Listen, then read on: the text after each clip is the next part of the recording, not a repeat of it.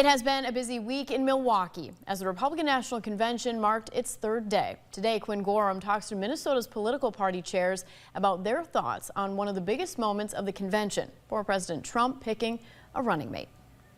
The Republican ticket is officially set. Donald Trump will be the nominee and JD Vance his running mate. The Ohio senator was a somewhat surprising pick for those at the convention, but Republicans now hope that he can be a catalyst for two key demographics. Vance is just 39 years old, meaning if he becomes vice president, he'd be the third youngest in American history. Republicans like Minnesota GOP Chair David Hann hope he can draw a sizable youth vote because of his age. There's also hope that as the Trump campaign shifts attention to the Midwest, the Ohio senator can help draw votes from the region. Still, Vance's history with Trump hasn't always been smooth. In 2016, Vance called Trump reprehensible and, quote, an idiot.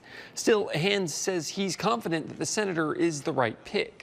He specifically mentioned in his initial announcement that he thought JD Vance would be helpful in some of the battleground states, and he specifically listed Minnesota.